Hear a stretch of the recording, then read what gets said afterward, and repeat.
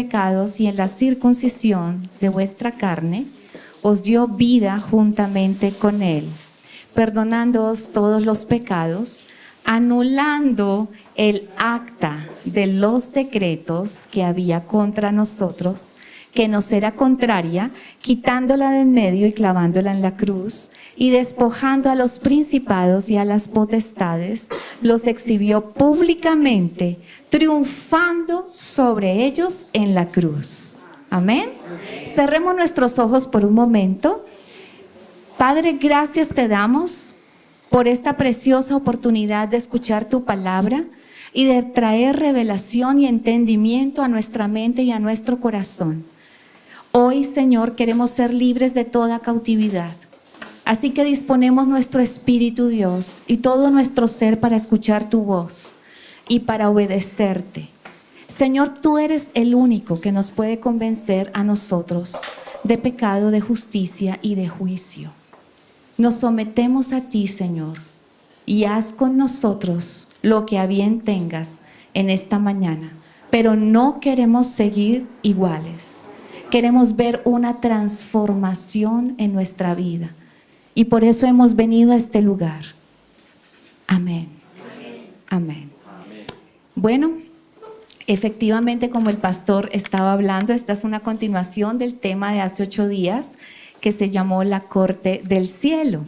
Esta es La Corte del Cielo 2, segunda temporada.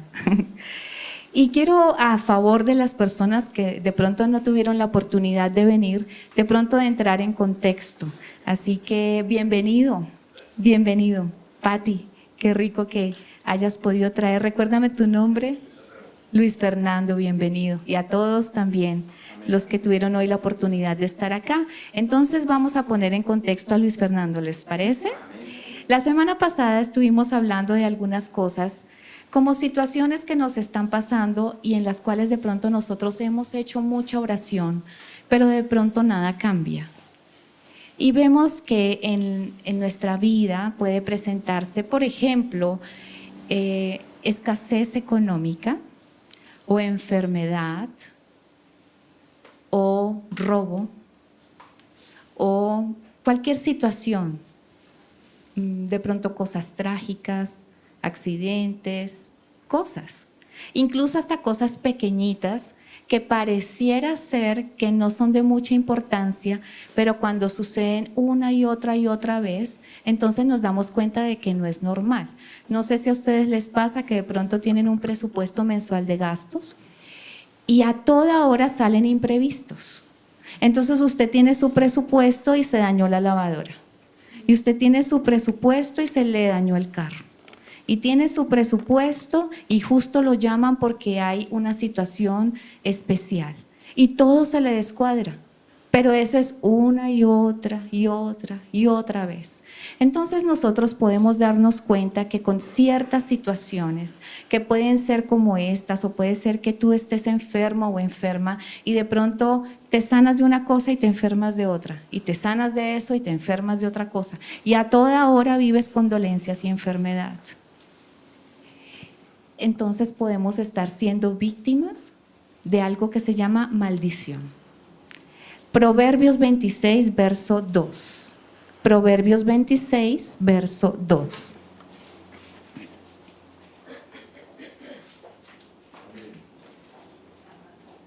Dice la palabra de Dios: como el gorrión en su vagar y como la golondrina en su vuelo, así la maldición nunca vendrá sin causa. ¿Amén? Nunca vendrá sin causa. ¿Por qué? Porque la semana pasada aprendimos cuál es el propósito de Dios para nuestra vida. Y escuchamos la palabra donde Dios manifiesta su propósito. Cuando Dios crea a Adán y a Eva, Dios les da absolutamente todo para que ellos puedan disfrutar de un reino hermoso y de una vida abundante.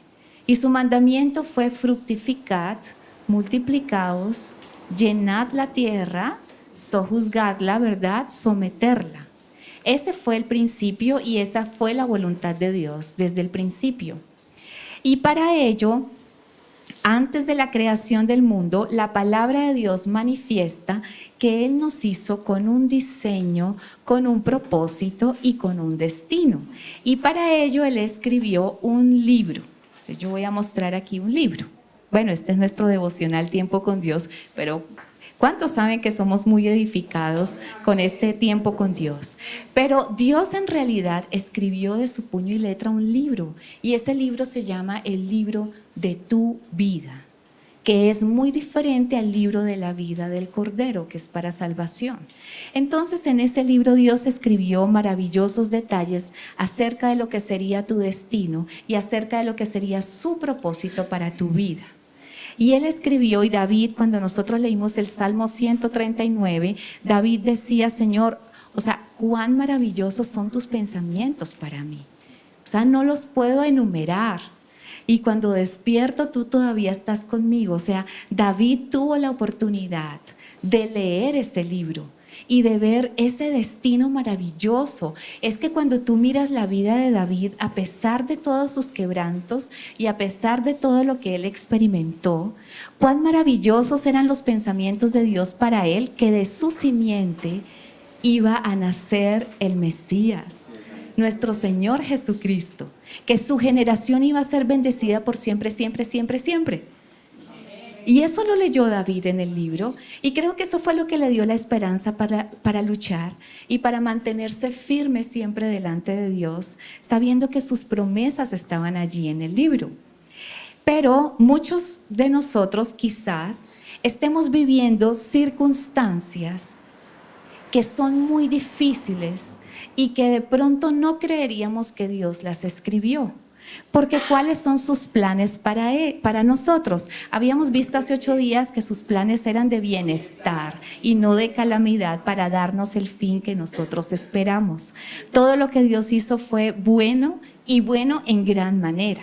De manera que en su libro no pueden estar accidentes, enfermedad, muertes trágicas, robo, contienda, toda la cantidad de cosas que quizás muchos podríamos estar viviendo, yo creo que no están escritas en ese libro. Entonces, aunque Dios estableció un destino, Satanás ha trabajado incansablemente en robarnos ese destino. ¿Por qué? Porque mientras Él te mantenga distraído de tu propósito, mientras Él te mantenga muy bien sentadito aquí en la iglesia, sin ir más allá en la intimidad para descubrir lo que Dios tiene para ti, sencillamente tú nunca alcanzarás la voluntad de Dios, que es gobernar con su iglesia, gobernar y ejercer su dominio y gobierno a través de nosotros, sus hijos. Como Satanás ya sabe cuál es su final desde el principio, porque su final ya fue determinado en la cruz, Jesús venció.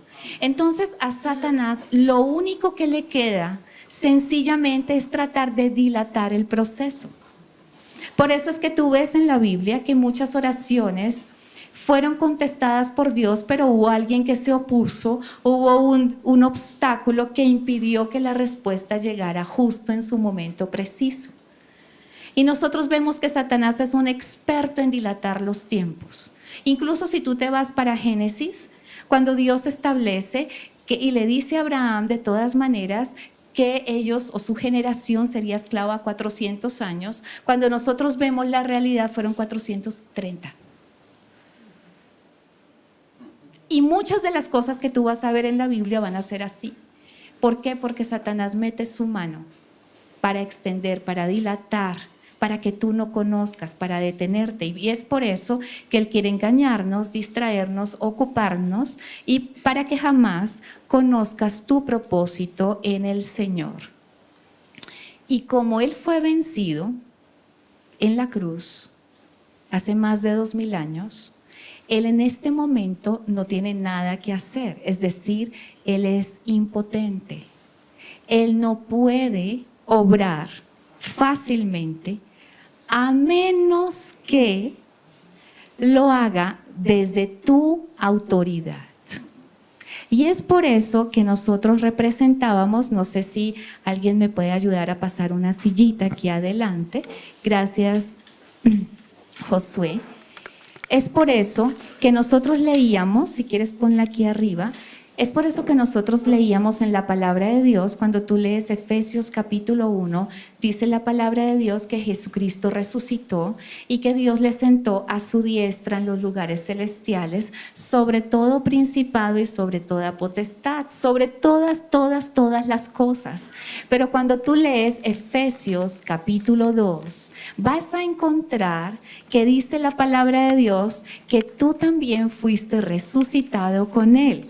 Que antes tú estabas muerto en el pecado, pero que con Cristo fuiste resucitado y que Dios te sentó a la diestra de Jesús.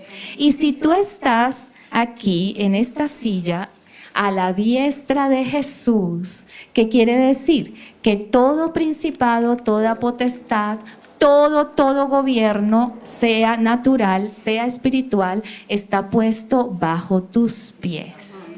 ¿De acuerdo? Hasta ahí estamos claros, ¿verdad? Entonces también vimos cómo funciona el reino y la preocupación del Señor Jesús. Cuando Él vino a enseñarnos que el reino se mueve es por protocolos, el Señor Jesús fue muy claro desde el principio, incluso en el Sermón del Monte, que es la constitución política del reino. Si te llama la atención, ve a Mateo 6 cuando tengas un tiempo, pero finaliza diciendo: mas buscad primeramente el reino de Dios y su justicia, y todas las cosas te serán añadidas. Pero muchos de nosotros queremos buscar el reino y sus beneficios, pero no conocer nada del sistema de justicia. Y es importante que tú sepas que todo en el reino se mueve por un sistema de justicia, por unos principios y por unos protocolos. Por eso es que tú nunca puedes decir que puedes tener una relación con Dios a tu manera, porque para ello hay unos protocolos, porque el protocolo te da acceso y el acceso al rey te da influencia. Y cuando tienes influencia puedes abrir el libro y puedes ver y puedes ejecutar todo lo que Dios estableció para tu vida. Entonces, por ignorar las leyes del reino, tú no estás exonerado de la responsabilidad de cumplirlas y de las consecuencias que el no cumplirlas tiene sobre tu vida. Por eso leímos, ¿cierto? Como gorrión en su hogar, ¿sí? Y como golondrina, ¿verdad? La maldición nunca vendrá sin una causa. Amén. Entonces, vimos hace 8 días que Jesús vino a enseñarnos un protocolo, y ese protocolo o de lo que voy a hablar es específicamente de la oración. Entonces Él en el libro de Lucas nos enseñó cómo acercarnos al Padre. Él nos dijo: yo soy el camino, la verdad y la vida, y nadie puede venir al Padre sino por mí. Entonces nos enseñó a acercarnos al Padre, y fue cuando nosotros vimos en el libro de Lucas 10, cuando vimos que podríamos acercarnos a Dios como Padre. Como Padre, ¿por qué? Porque cuando tenemos acceso a Dios como Padre, podemos tener una respuesta, podemos tener influencia como hijos. Amén. Cuando nos acercamos a Dios reconociendo su paternidad, tenemos la influencia en Él que tiene un hijo. Y cuando nos acercamos a Dios en el segundo nivel como amigo, tenemos la influencia en Él como intercesores. Necesitamos el poder de la intercesión, y Dios lo establece en el protocolo del reino. Tu intercesión es efectiva cuando tú te acercas al Padre como amigo. Pero Dios nos reveló otro nivel, y fue cuando nos llevó a Lucas 18 y estudiamos la parábola de la viuda y del juez injusto. Y es acercarnos a Dios como juez. Muchos pensamos que podemos ver a Dios como juez seguramente en los tiempos finales. que ahorita Dios es muy buena gente y no estamos en la ley, sino que estamos en la gracia, y entonces la gracia nos da cierta libertad para pecar y de pronto Él nos perdona, etcétera, etcétera, pero nosotros estudiamos claramente que eso no es cierto, porque la gracia le subió el nivel a la ley, le subió el nivel de exigencia a la ley. Amén. Cuando en el Antiguo Testamento tú podías ver que si alguien era sorprendido en el adulterio, era apedreado, ese era su castigo, su justicia. En el Nuevo Testamento, cuando solamente lo miras, solo piensas, estás pecando. Entonces la gracia le sube el nivel a la ley. Y es allí cuando nosotros buscamos a Dios como juez. Como juez ahora para todas las cosas que nos están sucediendo. ¿Por qué? Porque aquí a la luz de la palabra de Dios con la viuda fue perseverante. Ella venía todo el tiempo a donde este juez injusto y le decía, por favor juez, hazme justicia de mi adversario. Entonces lo que nos enseñó y lo estamos recordando es que esta mujer viuda no se enfrentó a su adversario. Ella no se desgastó allí en ponerse con ese nivel, sino que ella fue un nivel más arriba, fue al juez y le dijo, hazme justicia de mi adversario. Entonces vamos a entender cuál fue el veredicto de este juez y que Dios nos estaba enseñando que no es que Dios sea un juez injusto, sino que solamente un juez injusto que sí da un veredicto a favor, cuanto más Él que es un juez justo. Y vimos la semana pasada que Jesús fue la mejor transacción legal que se hizo en toda la historia de la humanidad. Porque muchas de las cosas del sistema del reino y el sistema de Dios y su justicia, todo es un asunto de legalidad y es algo que de pronto nosotros estamos desconociendo y razón por la cual no estamos experimentando la vida abundante que Dios vino a darnos. Cuando Jesús murió en la cruz, Él dijo, consumado es. Es decir, que todo mandato legal contra el hombre estaba cubierto en ese momento. Y en la cruz esa legalidad se estableció, escúcheme, no se me distraiga, para mi pecado pasado, para mi pecado presente y para mi pecado futuro. Amén. En el Antiguo Testamento tú solamente vas a ver que los pecados eran perdonados, los pecados pasados. Pero la cruz es algo permanente. La cruz es maravillosa, no es un momento histórico de la humanidad, donde nosotros recordamos un evento puntual que hizo Jesús. La cruz permanece por siempre, siempre, siempre. Amén. Y es el recurso que nosotros necesitamos escuchar.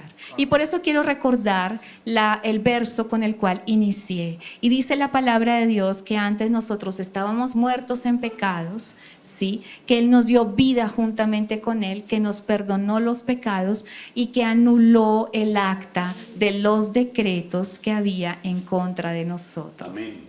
Ese fue el veredicto. Ese gran juez que nosotros tenemos dio el veredicto.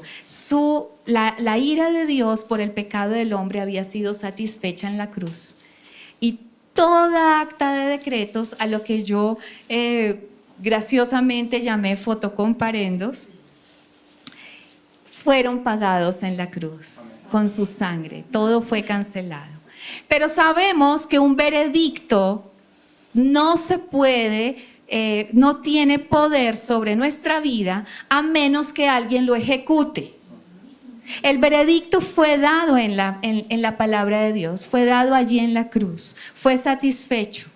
Pero si no hay en la corte celestial un oficial de la corte que lo ejecute, el veredicto se queda escrito y no tiene poder ni habilidad de transformar mi vida. Es entonces cuando Dios nos hace un llamado a nosotros, la iglesia, a quien Él le entregó toda la autoridad y sometió todas las cosas bajo sus pies, que nos levantemos con la revelación de la palabra de Dios para tomar nuestra autoridad y hacer las obras que Él preparó de antemano para que nosotros anduviésemos en ellas y caminar en victoria todo el tiempo, no en derrota. Lo que no entendemos es porque hoy día vemos una iglesia que se levanta en derrota, una iglesia que camina en escasez, una iglesia que no tiene poder, una iglesia que sencillamente está viviendo muchas pruebas. Y es necesario entender por eso que aunque en la cruz fue dicho consumado es, la palabra de Dios nos está advirtiendo todo el tiempo que hay un adversario permanentemente en nuestra vida. Recuerden que Satanás, aunque fue vencido, su tiempo no ha llegado todavía, donde él va a ser lanzado a un lago de fuego y no va a poder tener influencia más sobre la humanidad. Mientras tanto, él está dilatando, él está haciendo, y es por eso que tenemos que ir a la palabra de Dios en Primera de Pedro capítulo 5.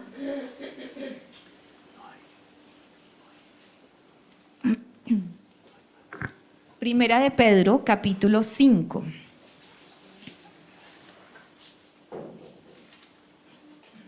Mírame un momento acá, quiero decirte algo que es muy importante.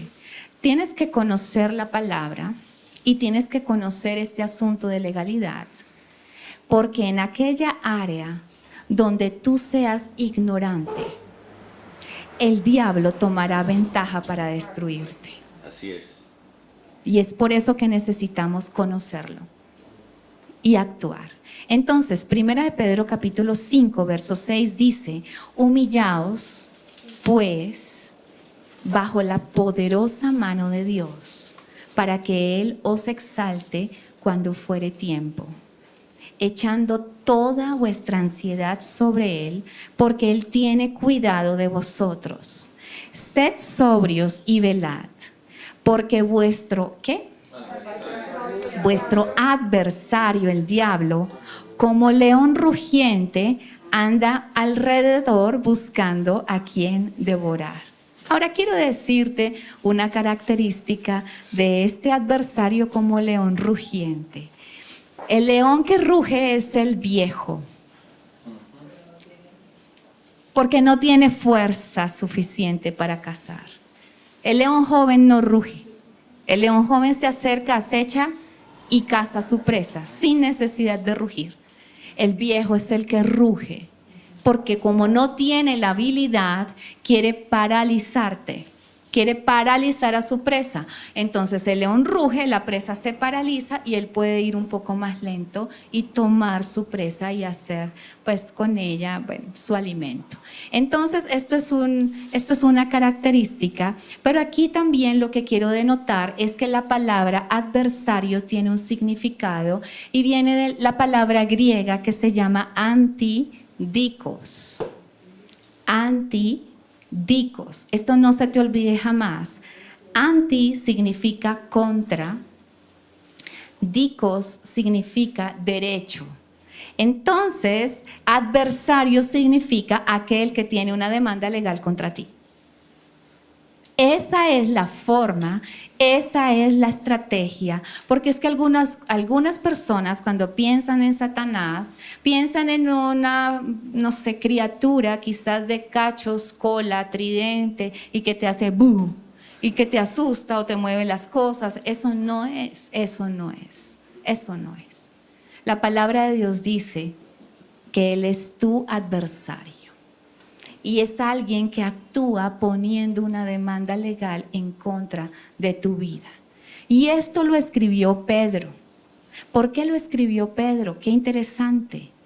En Lucas 22:31, cuando Jesús está allí, si quiere busquémoslo, Lucas 22, para que tú ubiques el contexto. Lucas 22:31.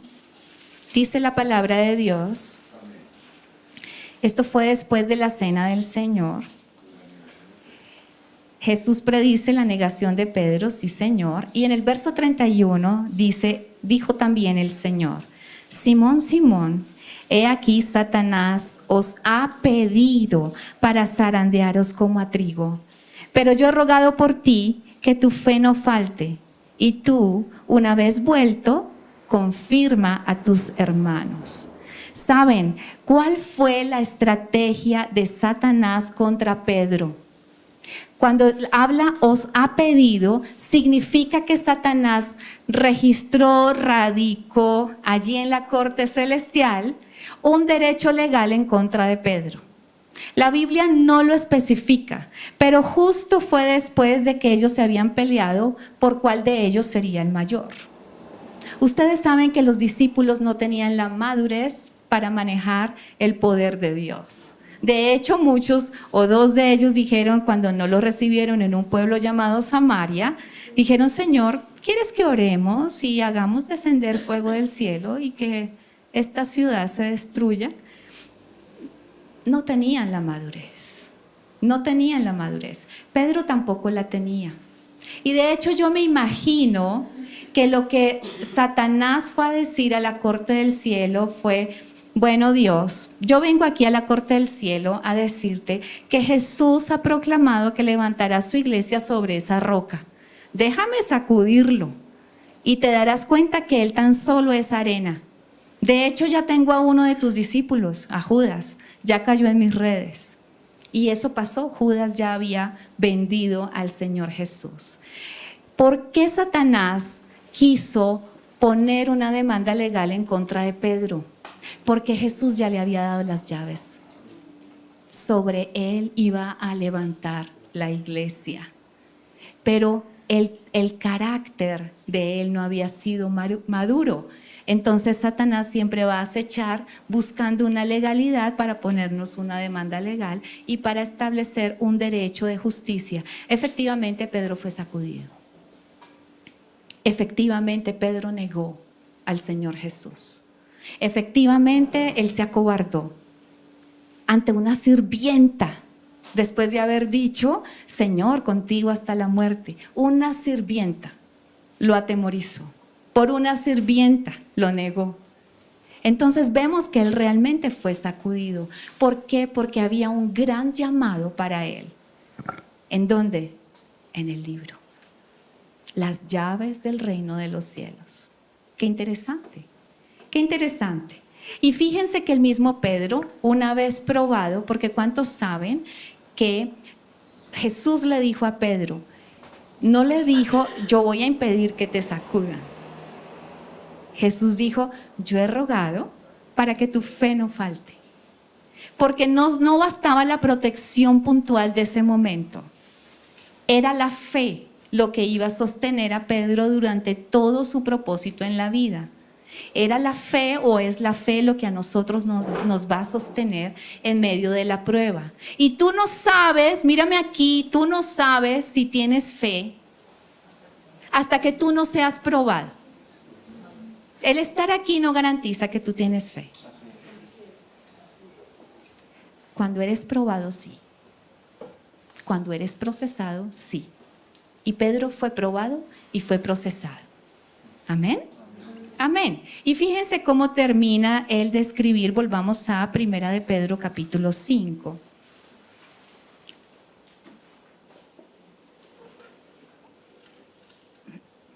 Primera de Pedro capítulo 5. Ok, estábamos leyendo en el verso 8: sed sobrios y velad, porque vuestro adversario el diablo, como león rugiente, anda alrededor buscando a quien devorar. Y en el verso 9 dice: al cual resistid firmes en la fe, sabiendo que los mismos padecimientos se van cumpliendo en vuestros hermanos en todo el mundo. Mas el Dios de toda gracia, que nos llamó a su gloria eterna en Jesucristo, que escribió un libro de ti, que te hizo un llamamiento santo, que te dio una asignación, un propósito y un destino, después de que hayas padecido un poco de tiempo, Él mismo os perfeccione, afirme, fortalezca y establezca. A Él sea la gloria y el imperio por los siglos de los siglos. Amén. Es con fe que vencemos al mundo. Y el propósito de Satanás es que Dios nos niegue el derecho de lo que es nuestro. Esa es la estrategia. Y eso es lo que nosotros tenemos que revisar. Recordemos la silla. Entonces Dios me dio a mí una autoridad. Y desde esta autoridad es que yo me puedo sentar y puedo establecer, afirmar, ejecutar todo lo que Dios me dio y me entregó a través de este llamamiento. ¿Qué tiene que hacer Satanás? Satanás tiene que sacarme de la autoridad y lo hará con una tentación. Bueno, esto no es tentación para mí, pero para el pastor sí. Entonces, Satanás tendrá que atacarte. ¿Qué le interesa? Que sueltes la silla. ¿Cómo lo va a hacer? Entonces va a venir con su primera estrategia que se llama tentación. Y tentación es veneno cubierto de chocolate. Y la palabra de Dios dice que cada uno es atraído de acuerdo a su concupiscencia. Por eso yo digo, bueno, voy a hablar de cosas más ligeras para que nadie se sienta de pronto aludido, pero quizás para mí, si Satanás viene con estos chocolates, yo no suelto la silla.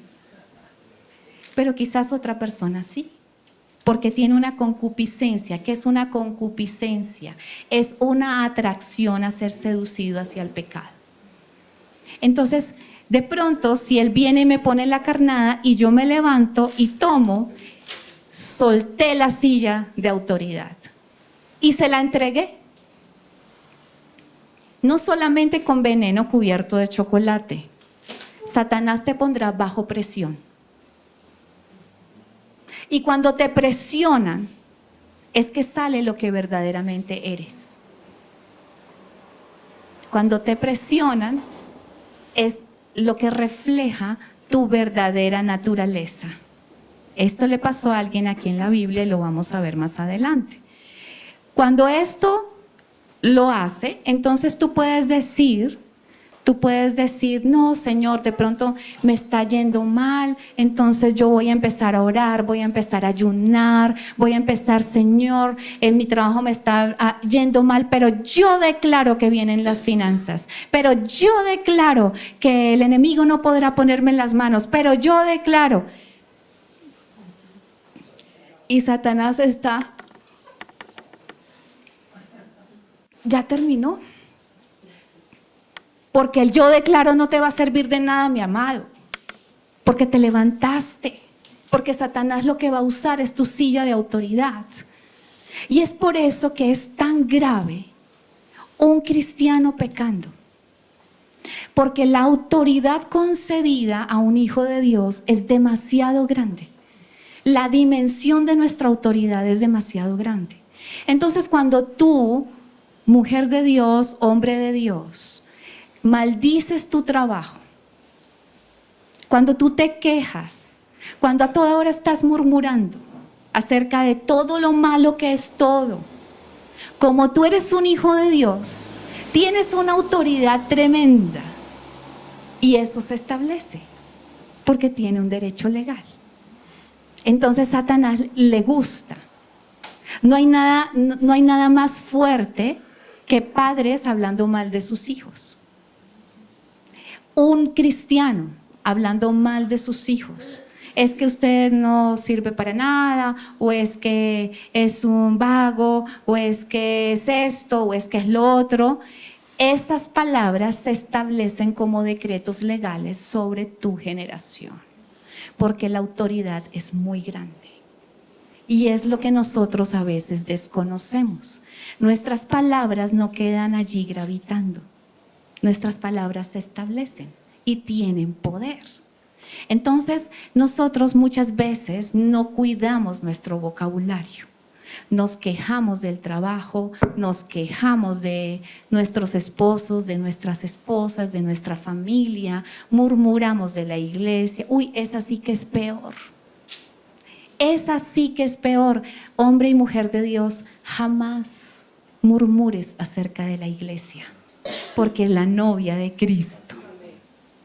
Es la novia. Y el Señor defiende su novia. Ustedes no se imaginan. Todo es asunto de legalidad. No es de circunstancias, es de legalidad. Entonces, ten cuidado con las autoridades. cuando la autoridad te pone una barrera. Ten cuidado de no sobrepasarla. Entonces, Satanás, ¿cuál es su estrategia? Ponerte en tentación, ponerte bajo presión, ponerte en persecución. La persecución sí que te trae presión de parte de Satanás. Entonces te coloca un jefe que es una bendición, ¿cierto? Te coloca cargas como el faraón a su pueblo. Y tú crees que es el jefe, pero no es. Es una estrategia del enemigo utilizando un espíritu que te traiga opresión y persecución. Y su última estrategia se llama acusación. Acusación. Abre Apocalipsis capítulo 12, verso 10.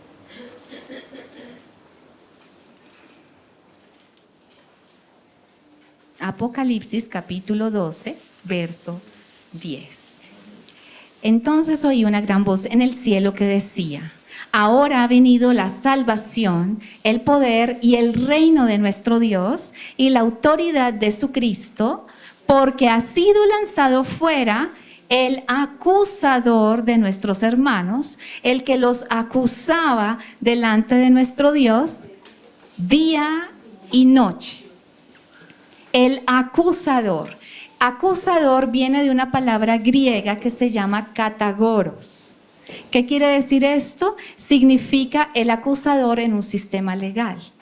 ¿Qué quiere decir? Que miren, todo se trata de las cortes celestiales. Lo que muchas veces vivimos como pruebas, tienes que ir a una dimensión mucho más arriba, porque a veces nosotros decimos, no, yo tengo la armadura y te ato y te reprendo y te encadeno.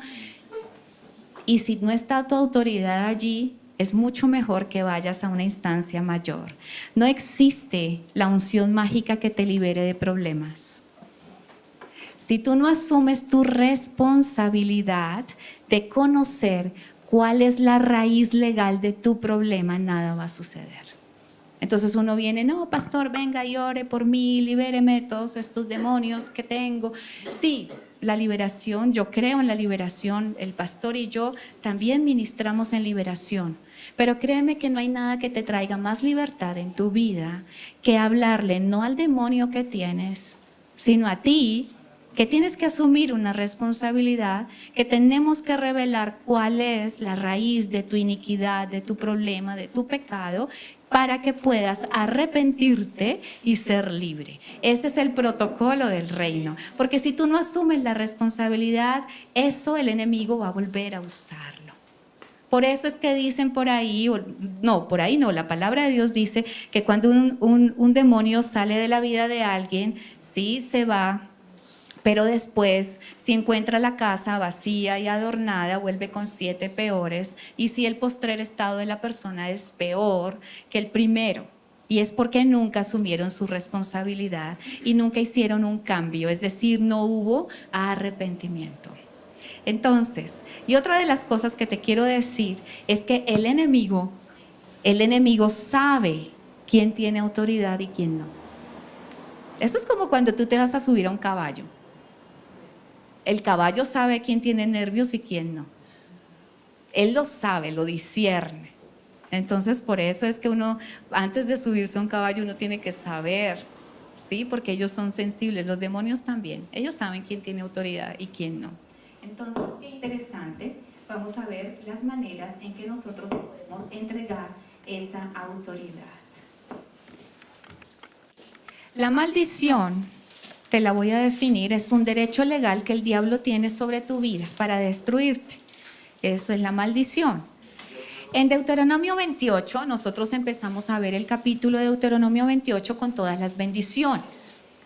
Pero si tú sigues leyendo un poquitico, dice la palabra de Dios en el verso 15, pero acontecerá si no oyeres la voz de Jehová tu Dios, para procurar cumplir todos sus mandamientos y sus estatutos que yo te intimo hoy, que vendrán sobre ti todas estas maldiciones y te alcanzarán. Entonces vamos a ver cómo viene la maldición sobre la vida de una persona y cómo puede alcanzarla. porque así es que llegan, como el gorrión en su vagar. Yo me imagino el gorrión cargando una serie de cosas mirando dónde la va a depositar. Así es la maldición, nunca viene sin causa. Entonces, ¿cómo lo puede hacer Satanás? En primer lugar, vamos a hablar de algo que se llama el pecado. El pecado. El pecado constituye un acta de decretos en contra de tu vida. ¿De acuerdo? Entonces, yo le llamé foto comparendo, hoy le voy a llamar tarjeta roja. ¿De acuerdo? Tarjeta roja. Entonces, la iglesia tradicionalmente menciona que pecado es algo que hacemos. La Biblia no. Pecado viene de una palabra que significa amartia. Y amartia significa errar en el blanco. Entonces, hay un libro escrito de tu vida donde Dios coloca un propósito muy especial, pero de alguna manera Satanás viene y te distrae y tú te desvías de ese propósito para hacer algo que Dios no te mandó a hacer o para coger caminos equivocados. Entonces, eso es pecar. Es como disparar un arma y no acertar en el blanco. Y eso es lo que Satanás utiliza. Algunas personas pueden tener un llamado, pero no lo atienden. Vienen otras y toman lo que otros dejaron caer. Algunas personas tienen dones y talentos, no los usan sino que los entierran. Entonces Dios lo dará a otros. ¿Por qué? Porque apagó, enterró ese talento. Eso es pecar. Quizás no estés haciendo nada malo. Quizás contra las leyes de Dios no hay algo que abiertamente se pueda notar. Pero como no era tu propósito y tu destino, ya fallaste, ya erraste en el blanco. Amén. Entonces es importante que nosotros tengamos en cuenta que la Biblia establece claramente algunos límites. Y cuando tú no tienes o sobrepasas esos límites, cuando tú no los tienes en cuenta, entonces te sacan tarjeta roja o foto comparendo. Y esto se llama un acto de decretos en contra de tu vida. Y recuerden que no necesariamente es con respecto a lo que tú haces, puede ser con respecto a tus motivaciones. Hay un segundo nivel que se llama transgresión. Esto es una forma en que Satanás te tiende una trampa para que tú sobrepases los límites. Y quiero leer algo que me encontré en nuestro tiempo con Dios en esta semana. Yo creo que tú lo vas a recordar. El tiempo con Dios es un devocional que hacemos. Y quiero leer algo interesante que me pareció a mí. Dice la actitud correcta frente a la disciplina. Una persona creyente fue a visitar a un conocido y al salir de su casa se encontró que otro coche estaba bloqueando su salida. Estuvo llamando y enviando muchos mensajes al dueño del vehículo durante 40 minutos y el dueño del vehículo nunca apareció. Pero a los pocos minutos, después de avisarle que iba a llamar a la grúa, el dueño del vehículo aparece y se disculpa. Dice, no obstante, cuando el hombre le preguntó por qué se había tardado tanto, el otro le respondió enfadado, ¿y qué quiere que haga?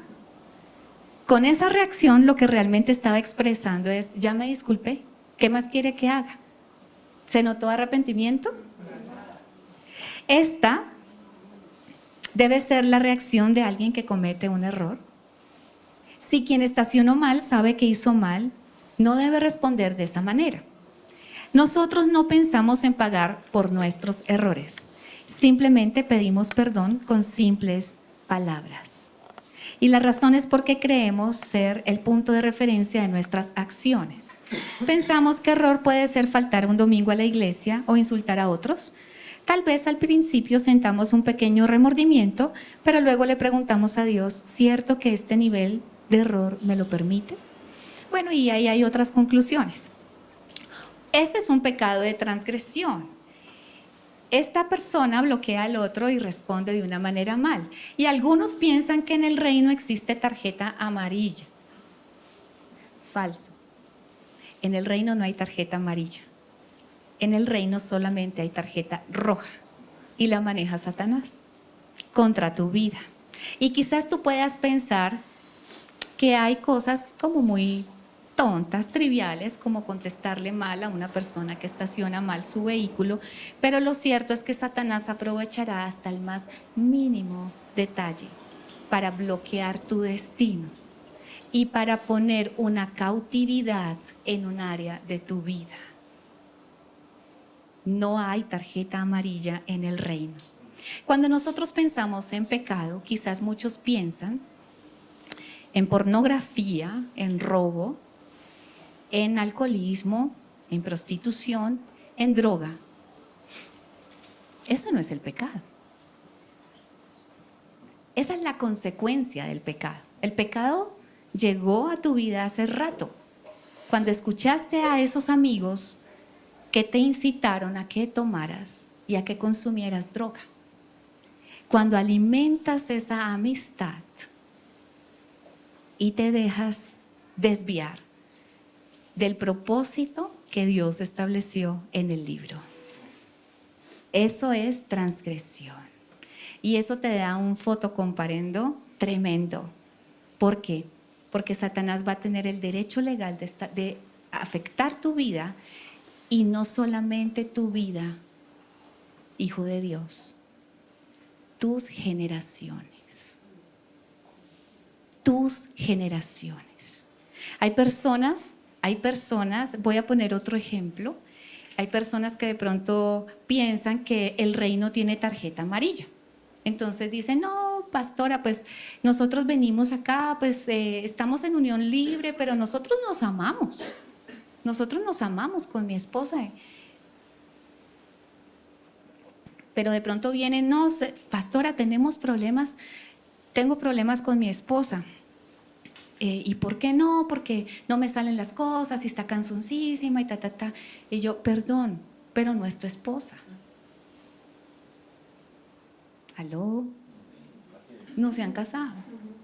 El reino funciona por principios, por legalidad. De manera que algunos dicen, no, yo miro primero y vivo en unión libre y hago un ensayis a ver si las cosas me funcionan, y si nos entendemos, entonces nos casamos. Y el ensayis en el reino no funciona.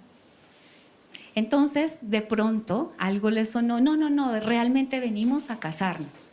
Entonces, quiero que nos casen. Entonces, sencillamente vienen el prematrimonial y se casaron. ¿De acuerdo? No, yo ya estoy libre de toda deuda porque yo ya me casé. Yo ya arreglé el caminado delante de Dios. Mentira. El fotocomparendo llegó hace rato, en el momento en que fornicaste. Y no se va a ir porque te cases. Qué pena que te lo diga. Así no funciona el reino. La iniquidad ya entró. Le abriste la puerta hace rato a tu casa y a tus generaciones. Así funciona el reino. ¿Por qué? Porque no hubo arrepentimiento, porque no hubo un cambio de acción, porque no hubo un cambio de mentalidad. Así funciona, y eso es lo que nosotros tenemos que entender. Muchas cosas vemos a la luz de la palabra de Dios que significa transgresión y cómo Satanás puede poner un derecho legal. Acompáñeme usted al libro de Job.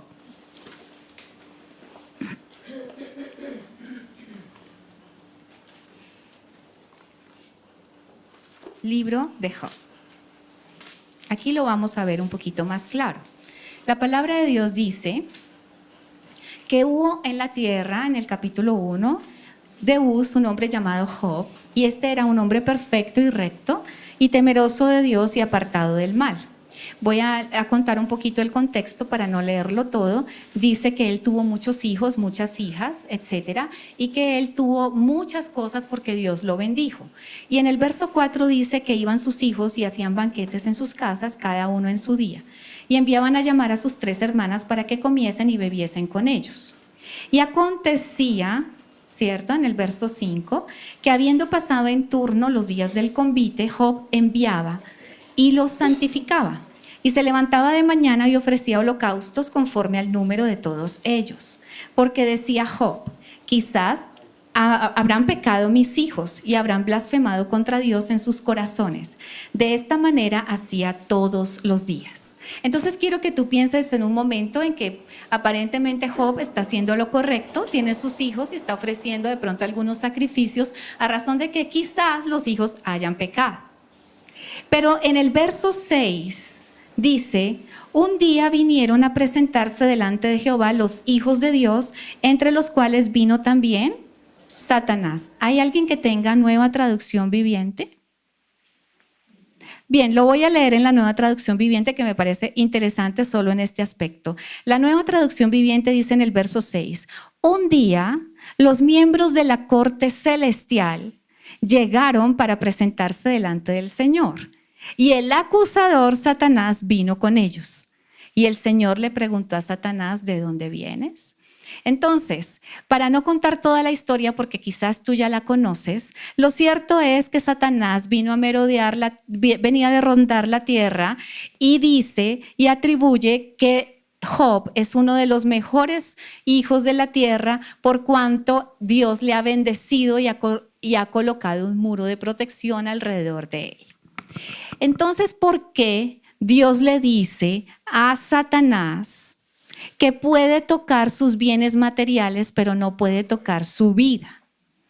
Porque Satanás presentó en la corte un acta de decretos legal.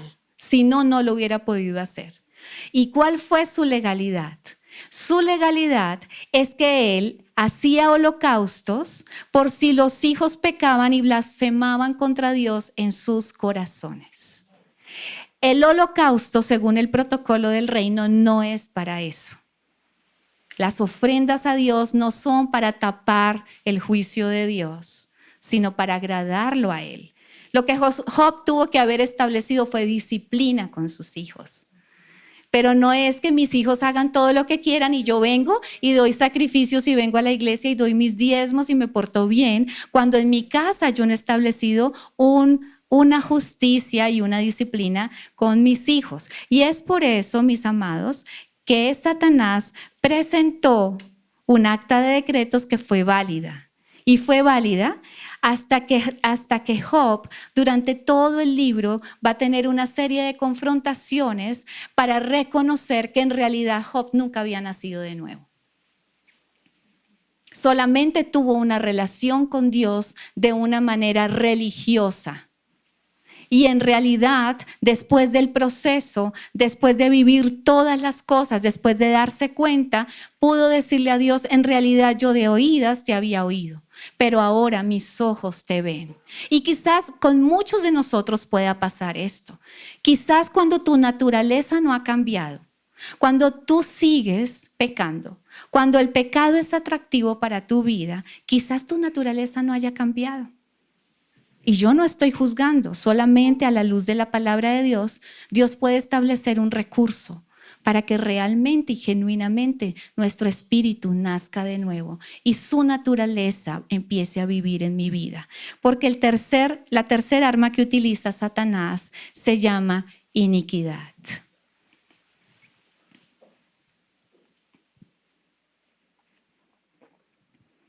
La iniquidad es el pecado que se manifiesta en tu línea de sangre. Entonces, cuando tú ves que en tu familia, lo que yo hablaba al principio, experimentan casi siempre los mismos problemas.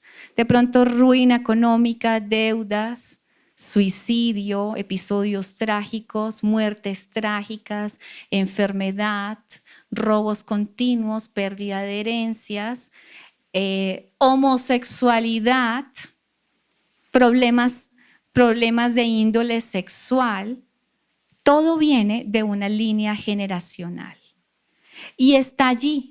Y yo quiero que por un momento tú no pienses que esto es doctrina, yo quiero que tú pienses en qué puede estar pasando en tu vida, qué pecado puedes ver en la línea de tus padres, en la línea de tus abuelos, qué situaciones se están presentando en tu familia. Quizás hay familias donde todos son divorciados, no hay uno que le dure el matrimonio, o todos mueren de una enfermedad. Y es lamentable. O todas son madres solteras. Y esto responde a una maldición en la línea generacional. Amén. Y es por eso que Dios nos da ese recurso de acercarnos a Él como amigo para pedir perdón por el pecado de nuestras generaciones. Más adelante podríamos explicar esto, pero lo cierto es que Satanás, que es el acusador que viene contra ti día y noche, no lo va a poder hacer. Mi vida, no eres tan importante para Satanás para que él esté día y noche detrás de ti.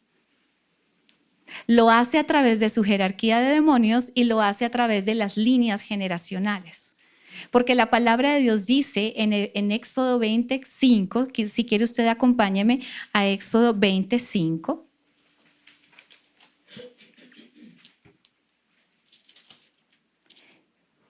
Voy a leerlo desde el 4, dice Éxodo 24, dice, no te harás imagen ni ninguna semejanza de lo que está arriba en el cielo, ni abajo de la tierra, ni en las aguas debajo de la tierra. No te inclinarás a ellas, ni las honrarás, porque yo soy Jehová tu Dios fuerte, celoso, que visito la maldad de los padres sobre los hijos hasta la tercera y cuarta generación de los que me aborrecen. Pero escuche, lee también el 6. Y hago misericordia a millares, a los que me aman y guardan mis mandamientos. Mientras Satanás está interesado en maldecir hasta la tercera y cuarta generación de tu vida, Dios está interesado en bendecirte hasta millares de generaciones. Satanás te destruye hasta la cuarta y Dios te bendice hasta la 1000. Por eso es que nosotros tenemos un gran Dios. Voy a terminar con esto. Y te voy a decir, y mírame aquí, no vas a ganar la batalla en tu vida hasta que tú no venzas tu batalla en la corte celestial. No va a haber éxito. Hasta que el juicio no se gane en la corte celestial, no se va a ganar en lo natural. Y vas a seguir experimentando lo mismo. Si la victoria no se obtiene en la corte celestial, no hay nada que hacer. Ese es el protocolo del reino. Y por eso nosotros tenemos que entender cómo puedo ir a la corte. Porque tampoco se puede ir a la corte así nomás. ¿Sí? Porque no se puede fingir en la corte. La corte existe, ya lo viste. Hay un acusador, están los ángeles, está Dios como juez, pero la palabra de Dios dice que hay un abogado y se llama Jesucristo. Y es un abogado que jamás ha perdido un caso. Pero para yo entrar en la corte, tengo que tener mucho cuidado con mi corazón. Porque en la corte todo es expuesto. Todo sale en la corte. Entonces hay muchas cosas que se centran en tu corazón. Y por eso para entrar en la corte, como lo dice Romanos capítulo 12, dice que nos presentemos a Dios como sacrificio vivo y santo y agradable a Dios, que es nuestro verdadero culto. ¿Verdad? Y para presentarnos en la corte tenemos que revisar cómo está nuestro corazón. ¿Amén? Entonces, cuando nosotros identificamos que hay un acta de decretos o muchas actas de decretos en contra de nuestra vida y vamos delante de la corte, nosotros tenemos que arrepentirnos. Y la gran mayoría de personas piensa que arrepentirse es sencillamente confesar los pecados. Pero creo que esa es una mentalidad muy, muy estrecha, porque facilista, porque eso era lo que tú hacías en tu tiempo antiguo, cuando tú ibas a la iglesia y había un sacerdote y tú decías, no, padre, acúseme que hice esto y lo otro y robé. Bueno, 20 Ave Marías, etcétera. No es así. Eso no es arrepentimiento. Arrepentimiento no es decir palabras. El arrepentimiento tiene que ver con tu corazón. En el arrepentimiento tiene que haber un quebrantamiento genuino por haber ofendido a Dios en primer lugar. Y de pronto a otra persona.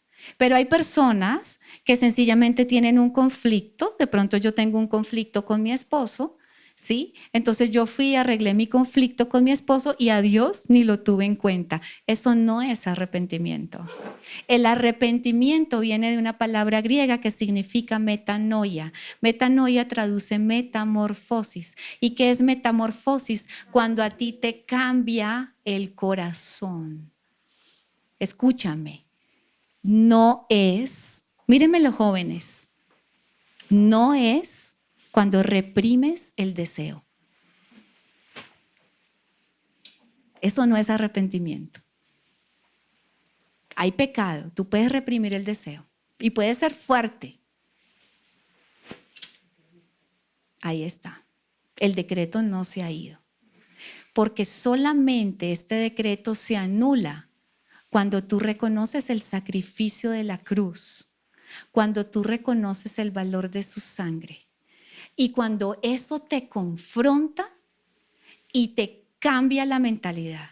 Por eso cuando Romanos 12:1 dice que nos presentemos delante de Dios como sacrificio vivo, santo y agradable a Dios, también dice la palabra que debemos renovar nuestro entendimiento para comprender así que la voluntad de Dios es buena, agradable y perfecta.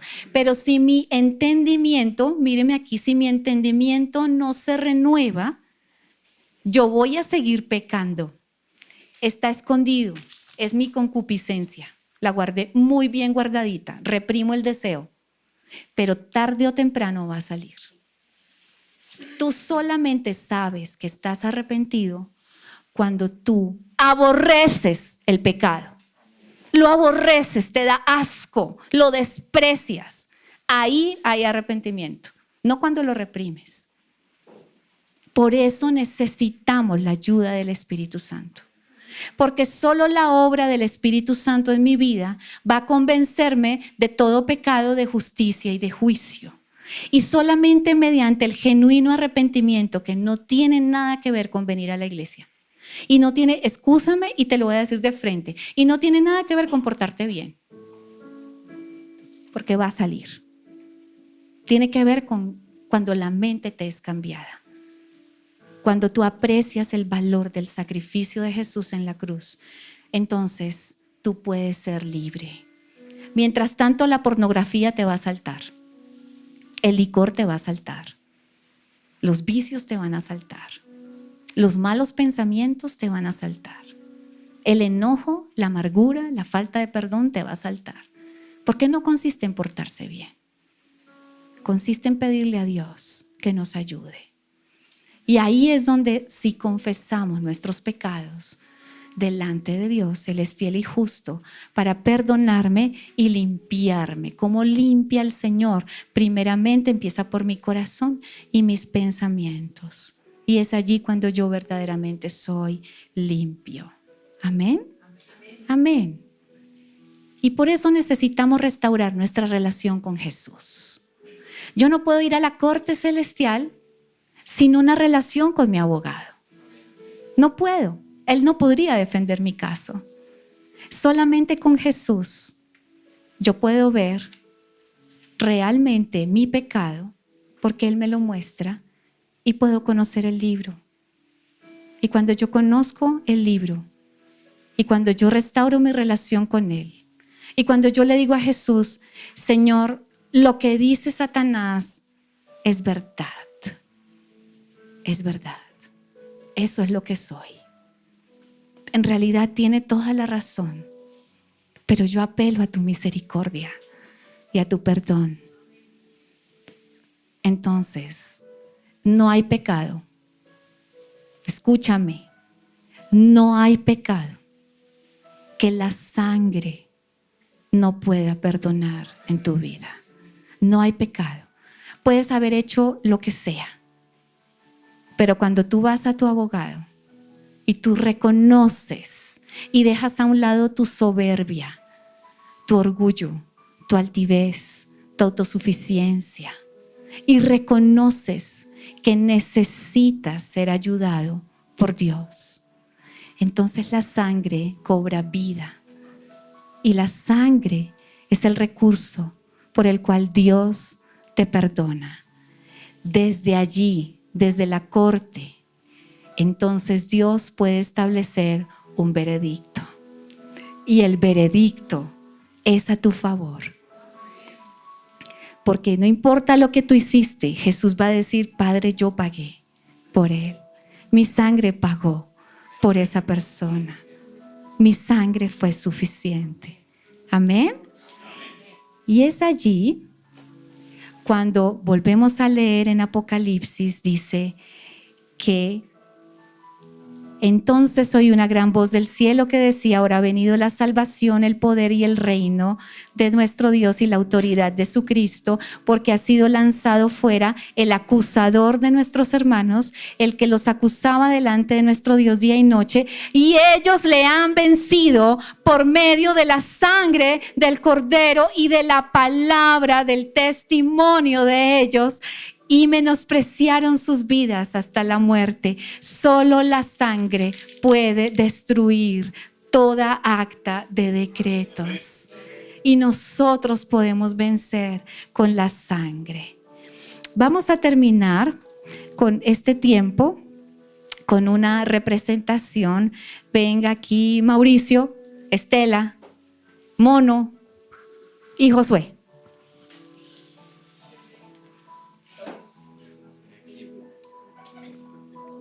Entonces, mírenme aquí. Entonces, Josué, que es más alto, se va a colocar aquí al fondo un momento. ¿Sí? Mauricio y Estelita se van a colocar aquí uno al lado del otro, allí al rincón. ¿Sí?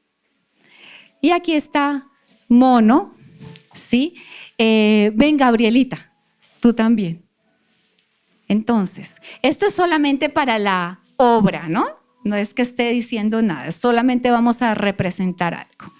Entonces, Mauricio es un hombre de Dios con un llamado ministerial extraordinario. ¿Quién quiere abrir el libro de la vida de Mauricio? Abrámoslo a ver qué dice. Entonces aquí dice que Mauricio, ¡wow! Multitudes a los pies de Cristo a causa de ese ministerio. Unos dones incomparables. Hay don de sanidad, hay don de maestría. Bueno, hay un llamado extraordinario. Yo puedo ver los ojos de miles de personas que vienen al Señor Jesús a causa de su ministerio y a causa de su llamamiento. Muestra que dice en la otra hoja. ¡Wow! Su empresa es próspera. Este hombre es dueño de una multinacional. Importan, exportan, tienen muchos empleados. En su empresa se proclama la palabra de Dios. ¡Wow! ¡Qué lindo! Y Estelita, bueno, no llamé a la Mona. No, Estelita, venga para acá. Mona, ven para aquí. Entonces, Estelita, Mauricio está casado con su esposa. Bueno, y todo este llamamiento que ellos tienen están aquí escrito en el libro de la vida. Pero a razón de la obra de teatro, solamente para entenderlo, resulta que él está experimentando de pronto que el negocio no va como muy bien, ¿sí? Y de pronto tienen conflictos con los hijos. Vamos a poner el ejemplo. Ellos son intachables, pero solo para el ejemplo vamos a poner que ellos se están portando mal en el colegio, ¿sí? Que están siendo desobedientes, ¿sí? Vamos a poner como ese ejemplo. Y de pronto, entonces, han tenido algunas discusiones ellos como pareja y han tenido algunas contiendas y algunas cosas. Entonces, Mauricio, como es un hombre de Dios, está orándole a Dios. Allá está Dios. Miren este varón con esta cara tan ¿sí o no? ¿Sí? Es que ninguno para representar a Dios aquí como Josué, con esa cara de santidad, ¿cierto? Sí, con esta cara de santidad. Entonces, resulta que como Mauricio está tan estresado, ¿sí? En su trabajo, de pronto llega de mal genio a la casa y le contesta mal a Joanita. Ay, sale con unas. Y entonces Joanita está triste, ¿sí? Y entonces Mauricio establece un derecho legal. Entonces viene un adversario, que va a ser Estelita, vaya al lado de Joanita y le va a hablar a Joanita toda hora para que le instigue, ¿cierto? Ella la va a afectar, pero aféctela, no la abrace. Ella es el adversario, entonces le va a hablar al oído, no, ¿sabes qué? Mauricio no te ama. ¿No ves todo lo que te está descuidando? ¿No ves todo el estrés que tú tienes ahí en tu trabajo? Entonces viene este adversario, ¿cierto? Entonces, Mauricio tiene problemas en el matrimonio, tiene problemas con sus hijos que están por allá, ellos no están aquí, ¿sí? Y acá, entonces, viene otro adversario. Pensemos que Mauricio diezma o no diezma. Sí. Ay, sí, pero diga que no. No. No diezma. Fuera de eso, ladrón. ¿Sí? Entonces, como no diezma, entonces este adversario tiene un derecho legal sobre la vida de Mauricio. Entonces, aquí está Satanás, vestido como ángel de luz, porque bien guapo que sí es este mono. Pero es una obra de teatro nada más, pero a él se presenta en la corte. Yo ya rogué mi fotocomparendo, pero supongamos que este sea el decreto, ¿cierto? Entonces Mauricio ora a Dios pidiendo una bendición. Ora a Dios pidiendo una bendición, ¿sí? Entonces Mauricio está orando, pero el adversario, ¿qué dice? Objeción. Objeción. ¿Por qué? ¿Por qué? ¿Qué pasa? ¿Qué pasa? No diezma. No diezma, ladrón. Ladrón. Trata mal con la mujer. Trata mal a la mujer. ¿Por qué? Porque el principio dice, ¿cierto? Que tratemos a la mujer como vaso más frágil. Mírenme los varones, para que tus oraciones no tengan estorbo. Entonces, Dios está enviando la bendición, envía la bendición, pero el adversario se opone. No, pero como si estuviera tapando en la cancha de fútbol. Se opone. La bendición está siendo enviada, pero el adversario se opone, ¿verdad? Entonces, Mauricio sigue orando, pero entonces él ora. Y ahora en su espíritu, porque no puede tener acceso, en su espíritu viene a la presencia de Dios y entonces Dios le va a revelar qué es lo que está pasando. Entonces Dios le revela, ¿sí?, que no está tratando bien a su esposa, ¿cierto? Entonces le revela, entonces Mauricio, ¿qué tiene que hacer? Pues empezar a cambiar y arrepentirme, reconocer que he pecado, que he hecho las cosas mal y empezar a restaurar. Entonces, Señor, yo reconozco que he pecado contra ti porque he ofendido a Dios, ¿cierto? Y Mauricio viene y le pide perdón a su esposa. ¿Sí? Entonces este adversario se tiene que sentar. ¿Sí? Pero resulta que Mauricio no diezma, ¿cierto? Entonces el Señor, pero entonces ya estoy súper bien con mi esposa y todo, pero realmente, Señor, es que no me alcanza. Es que tú sabes que no me alcanza. Pero Dios le revela su pecado. Entonces Mauricio vuelve a la corte, ¿cierto? ¿Y qué tiene que hacer?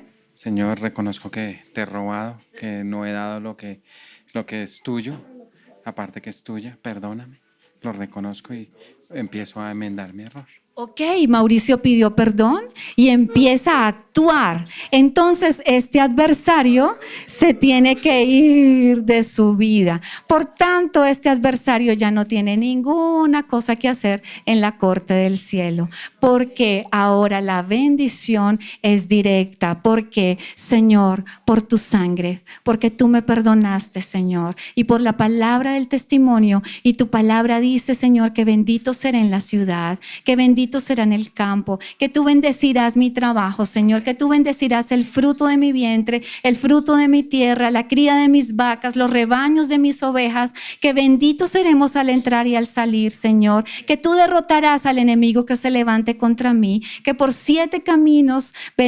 un camino vendrán en contra de mí, pero por 7 caminos tendrán que huir de delante de mí. Y ahora ya no hay ninguna oposición para que la bendición de Dios fluya en la vida de esta familia. Un aplauso por los actores.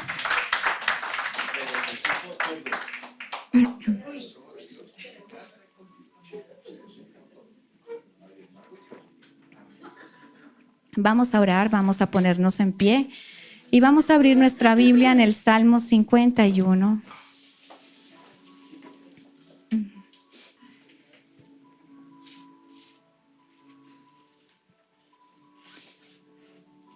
¿Sabes una cosa? Yo no quiero que esto sea una predicación más.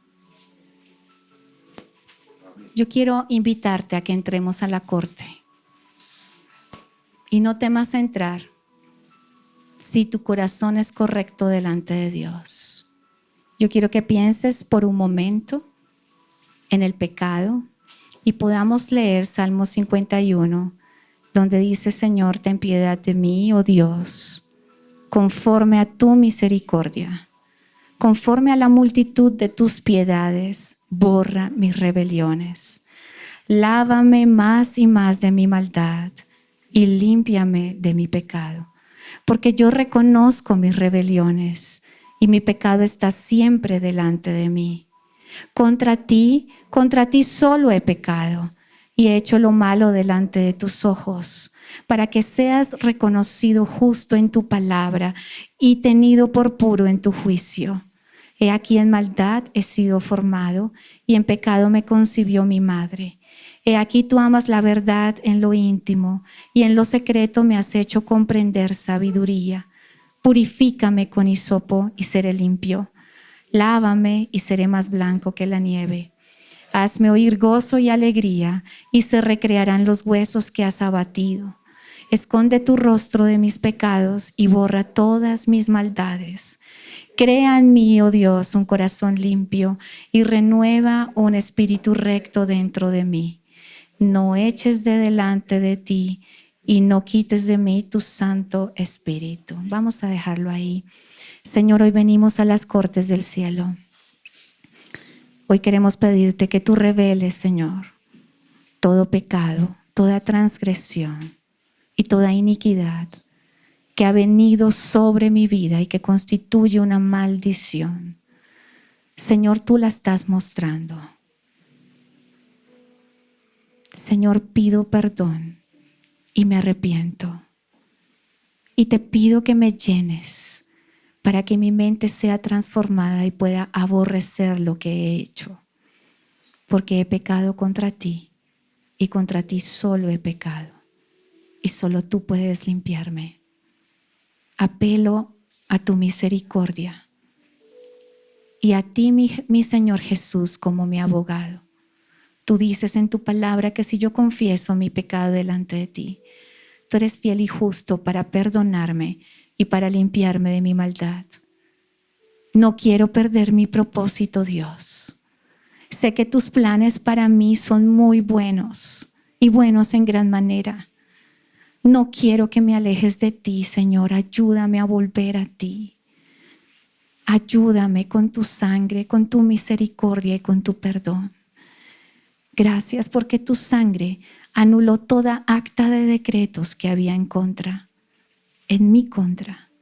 Ahora te pido que me llenes. Dame de tu amor, de tu fortaleza y de tu espíritu para no volver a pecar y para estar en intimidad contigo. Hoy me comprometo, Dios, a que te voy a buscar incansablemente hasta conocer, Señor, todo ese propósito maravilloso que tú escribiste acerca de mí. Te pido perdón por haber renunciado a mi llamamiento, pero hoy vengo a ti, Señor, y elijo, Padre Santo, volver al camino, corriendo la carrera, frente a una gran nube de testigos, despojándome del peso del pecado que me asedia y puestos los ojos en Jesús, el autor y el consumador de mi fe. Gracias, Jesús.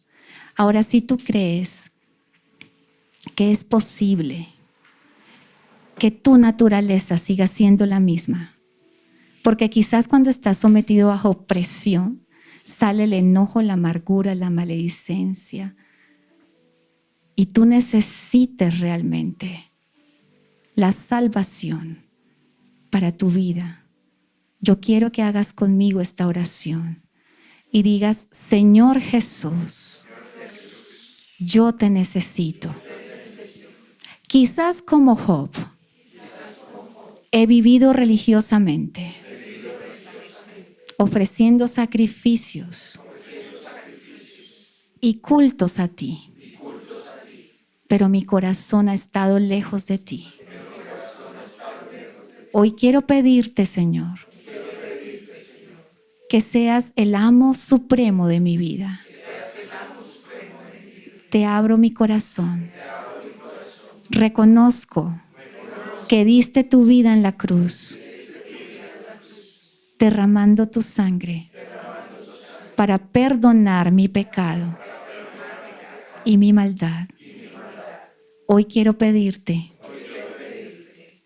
que como mi Señor me reveles tu propósito y me ayudes a ser la persona que tú me has llamado a ser. Amén y amén.